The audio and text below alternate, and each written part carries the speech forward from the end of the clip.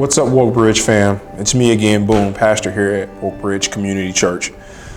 You may be asking the question, what are we doing live streaming today on Friday? Why would we be gathering together for a church service on a Friday? It is simple, because this is a day that we celebrate, believers all around the world celebrate what we call Good Friday. It's amazing because this is the day that Jesus actually was crucified. This is when it all went down. This is like ground zero where things happened. And you may ask this question, which is a fair question, which is a good question. Why in the world would we call a day good that marks the day a person was executed publicly who was innocent? A good person, a person who loved and cared for everybody he came in contact with. And the reason why is because we believe that there were some beautiful things that flow out of that. We believe that the salvation of all humanity hinged on it. As a matter of fact, in Romans chapter 5, verse 8, it reminds us that while we were still sinners, this Christ, on this day we call Good Friday, died for us. We think that's very important that we take this time out today just to reflect a little bit as we are approaching this weekend, where we're hoping that you'll be able to join us on our normal Sunday morning service at 10:30 a.m. as we gather together corporately to celebrate the resurrection of Jesus Christ. So on this Good Friday, we celebrate the day he died. In just a couple of days, we'll be celebrating what happened that early Sunday morning when he was resurrected with all power in his hands.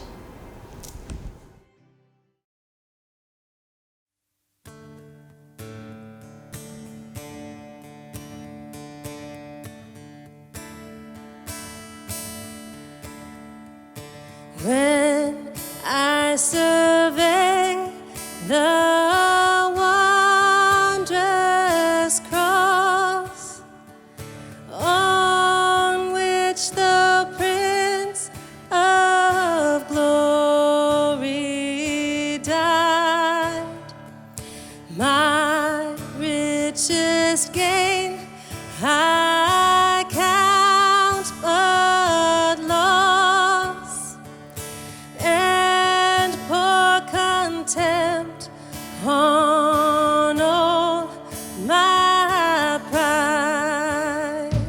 See From his head, his hands, his feet, sorrow and love flow mingled down.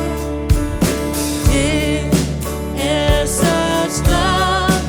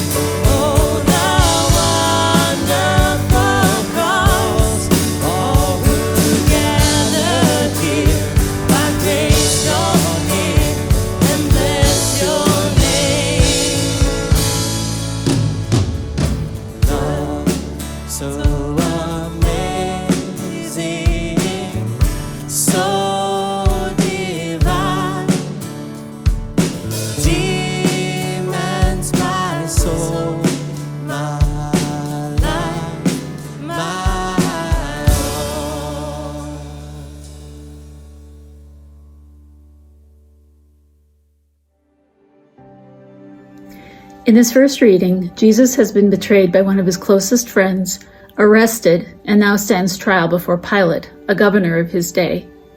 John 18:33 through 38a says, Pilate then went back inside the palace, summoned Jesus, and asked him, "Are you the king of the Jews?" "Is that your own idea?" Jesus asked, "or did others talk to you about me?" "Am I a Jew?" Pilate replied. "Your own people and chief priests handed you over to me. What is it you have done?" Jesus said, "My kingdom is not of this world. If it were, my servants would fight to prevent my arrest by the Jewish leaders. But now my kingdom is from another place." "You are a king then," said Pilate. Jesus answered, "You say that I am a king. In fact, the reason I was born and came into this world is to testify to the truth. Everyone on the side of truth listens to me." "What is truth?" retorted Pilate. Jesus is condemned to death and through a horrific form of Roman execution. Crucifixion at times, I think that because the cross is so common in everyday life that we have sanitized it a bit. Crucifixion itself was a long, painful, and bloody form of death that was terrible to behold. I want to read two scriptures coming from John 19, starting at verse 16. Finally, Pilate handed him over to them to be crucified. So the soldiers took charge of Jesus, carrying his own cross. He went out to the place of skull, which is called in the Hebrew Golgotha. There they crucified him, and with him two others, one on each side and Jesus in the middle. Pilate had a notice prepared and fastened to the cross. It read, "Jesus of Nazareth, the King of the Jews." Verse 28. Later, knowing that everything had now been finished, and so that the scripture would be fulfilled, Jesus said, "I am thirsty." A jar of wine vinegar was there, so they soaked a sponge in it, put the sponge on a stalk of the hyssop plant, and lifted it to Jesus' lips. When he had received the drink, Jesus said, "It is finished."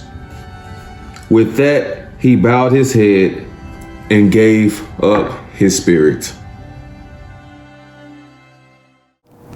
Good evening, Oak Bridge family. It's Good Friday.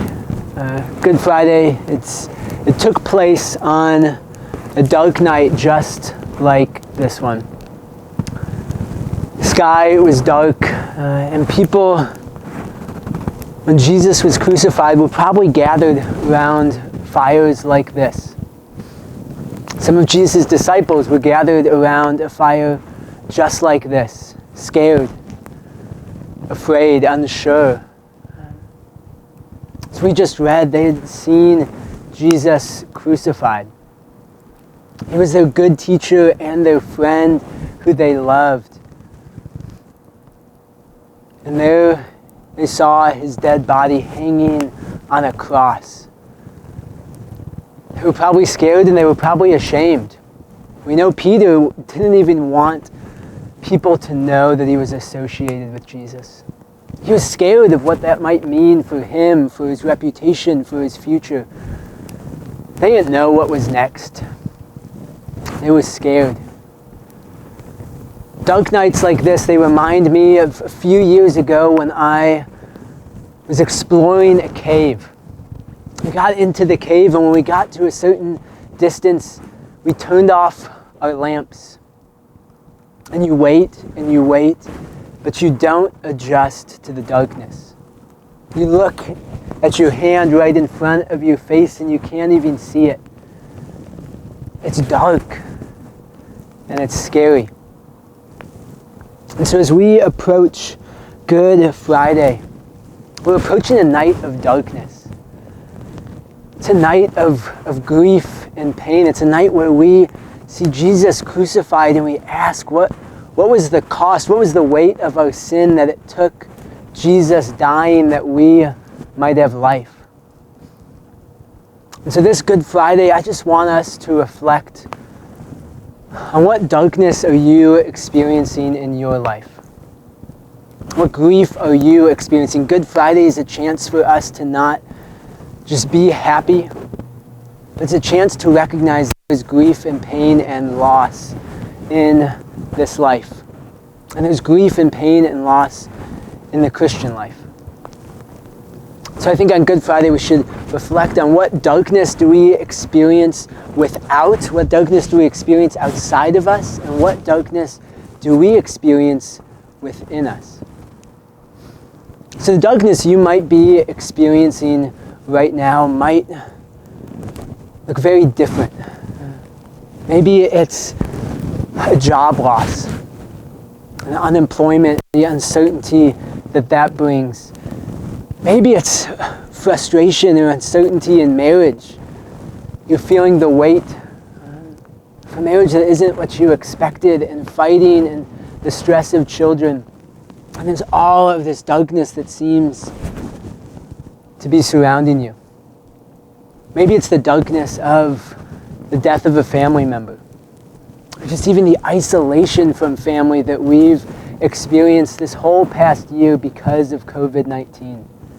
It has felt like a dark year. There's a lot that we have to recognize with that darkness. So we're experiencing darkness without, and we're also experiencing darkness within. Maybe you're noticing selfishness within your relationships. You're noticing you're always concerned about what's going on with you, but you're not as concerned about what's going on with others. Maybe all you think about is the stresses of your own life, and it causes you to lash out at others. Maybe the darkness within that you're experiencing is that you realize more than anything else, you trust money more than you trust God. That you're looking to money and things around you for security instead of trusting that God is in control and that God will provide. Maybe you're experiencing darkness within you, looking at choices you've made in this past week or in this past year, and you realize you've messed up. You've hurt someone you've loved. You've hurt your family. You've hurt those around you, and you don't know what to do with guilt and shame that's inside of you. You're experiencing darkness within, and all it seems to do is creep and overtake. So Good Friday is a chance for us to recognize that darkness and know Jesus entered into that darkness. Jesus on that cross thousands of years ago entered into that grief and that pain. And it prompts a question we might be asking in our own lives. Why wasn't Jesus raised immediately? Where was God? What was going on when Jesus was crucified? And there's plenty of time for theological reflection, but I think it's just worth taking a moment to reflect today on how Jesus enters into the darkness we experience. And he allows us to feel pain and grief. He allows us to feel those minor chords. He allows us to feel the pain and brokenness and betrayal and our own sin, and ask, what do we do with that? I was thinking of this as I was, a couple years ago, something that stood out to me. There was a pastor in Sri Lanka who was reflecting after there was bombing on Easter Sunday. And he went, and when he preached the next week, he said, we are Good Friday people. We're Easter people living in a Good Friday world. We're Easter people. We're people that have hope. But we're living in a world full of darkness. We're living in a world where brokenness is real, where financial burden, where insecurity, where pain, where death are real. What I think is beautiful about even a dark and terrible night like Good Friday is that Jesus gives us the space to name that. To not act as though pain isn't real, or sadness isn't real, or sin isn't real, but to know that Jesus came and entered into that.